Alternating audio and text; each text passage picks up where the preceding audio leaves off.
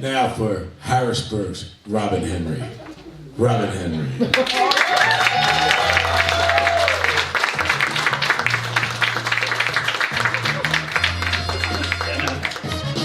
Hello, church. How are you tonight?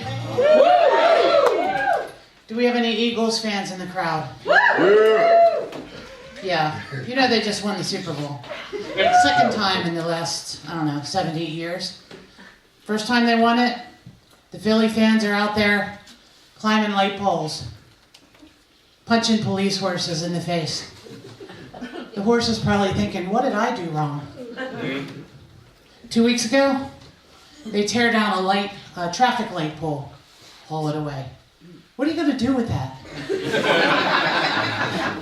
Where are you going to put it? You can't put it on your front porch. You can't put it in your yard. It's not going to fit in your bedroom or your man cave. Like, what's the purpose of that? They set the streets on fire. They climbed on trash trucks.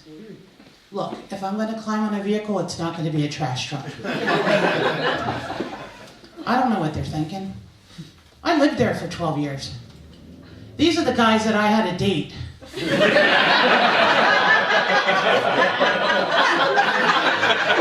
This is what I had to choose from. Look, we didn't have internet back then. We didn't have the dating sites. We didn't have cell phones, nothing. Well, there was one dating site I found, Philadelphia Magazine. In the back of the magazine, they had personal ads. Men seeking women, women seeking men. They even had back then men seeking men and women seeking women. Not as popular, but So to answer an ad was free, but to place an ad was 50 cents a word. And I thought, this is great. Because I had been going to the bars and the clubs to try to meet men. Or if I followed my mother's advice, maybe I should try church. I was striking out left and right. So I thought, this magazine ad, I'm going to try this out. So, 50 cents a word, right?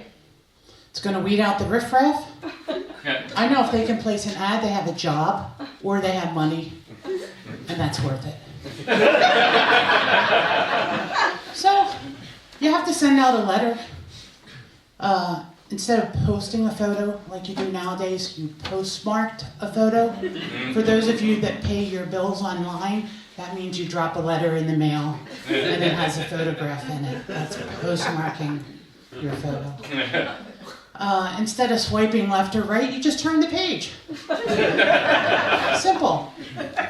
So I sent a couple ads out. I answered a couple ads. I got a date. The guy wants to meet for happy hour. Perfect. Meet him at the bar. He walks in. He's got a suit on. Yes. At least he can afford a suit, right? So we're having drinks and appetizers, and we order some chicken wings. And the chicken wing comes, and the guy picks up one wing, and he puts it in his mouth, and he drags the meat off with his bare teeth. And out comes the bare bone. And I am shocked, because I don't know if I'm supposed to be excited or afraid. I've never seen anybody do that before. By the time I got to eat 3 chicken wings, the other 9 were gone. Thank God I wasn't banking on that to be my dinner. So we're getting to know each other, and we're asking, like, what are you looking for in a mate? And he tells me he's looking for a nice Jewish girl. He says, are you Jewish? And I said, yeah, no, sorry.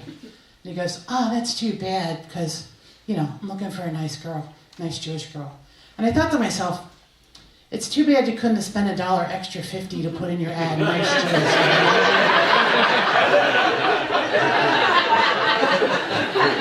Just my luck, I meet a Jewish guy that won't spend extra $1.50. So, no more dates with him. So the next guy I met was an Italian guy. Now this was exciting. An Italian guy from Philly. You know how they talk. Yo, give me some water. A cup of coffee. Oh, I couldn't wait. The guy shows up. He's bald, pale, skinny, Now he did have a nice shirt on, unbuttoned down to, mid-chest level with the chain. The requisite attire for an Italian guy. But not really the Italian stallion I was looking for. So we go to a restaurant in South Philly, the Italian hub of Philadelphia. We get to the restaurant. It's got the nice red and white checkered tablecloth. We sit down. Now he's been there before, and I said, "What is this restaurant known for?" He said, "Oh, this is where Frankie Flowers was murdered." I go, "Who's Frankie Flowers?" "Oh, he's a mafia guy. They just came in and assassinated him while he was eating his dinner." And I go, "Could I sit against the wall? Because I prefer to see my assassin coming towards me when I'm going to be shot." Needless to say, I didn't get a second date with him either. When I lived in Philly, I had to travel a little bit. I went down to Baltimore. Was coming back. I'm in the train station. I see this guy checking me out. I go, wow. I think he's checking me out because he's staring at me. And I keep glancing over at him.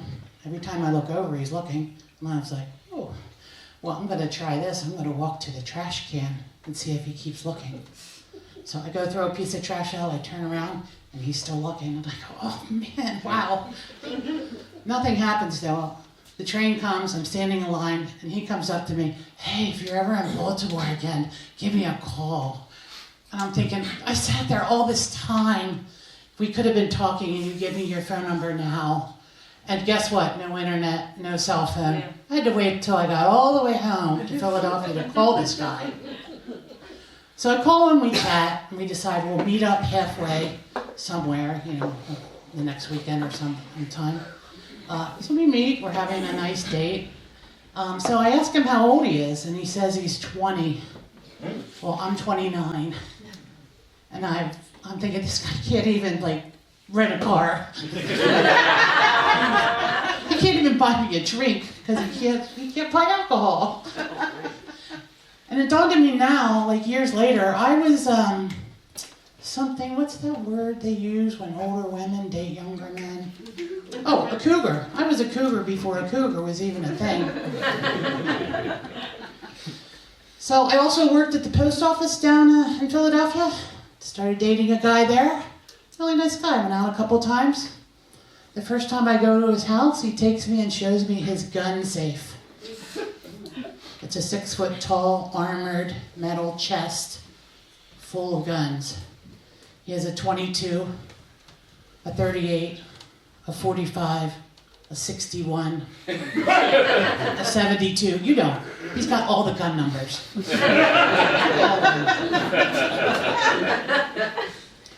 He's got handguns. He's got pistols, rifles, AR, whatever, the whole shebang. He's got boxes of bullets on the top shelf, and he even has the beauty pageant sash that you wear across your chest with the bullets in it. The thing that Rambo wore. I'm scared. I want to break up with this guy, but he's a postal employee with guns. So I have to keep dating him a little while longer. But I don't know how I'm going to break up with him because he's a postal employee with guns. So a couple dates later, I thought, I got to take my shot. I got to pull the trigger. I tell him I want to get married and have kids. Boom, it was over. I said, boy, I dodged a bullet on that one. So I moved to Maryland, and I finally met the guy who would be my husband. Early on in our dating arrangement we had, I was at his house. I couldn't find my keys. I asked him if he knows where they are. Yeah. Where are they? Right where you left them. I go, what does that mean? He said, what? I said, where are they? And he said, right where you left them. And I said, you said you knew where they were. He said, I do. I said, where? And he said, right where you left them. Am I trapped in a who's on first routine. Like if I'm trapped in that little game, I just want to know where my keys are. And then he says, they'll be the last place you look. Of course they're going to be the last place I look, because I'm not going to look any longer after I find them. So I find them, and he says, see, they're right where you left them. I should have killed him that night, but instead I married him. I am Robin Henry from Harrisburg. Thank you, Anna.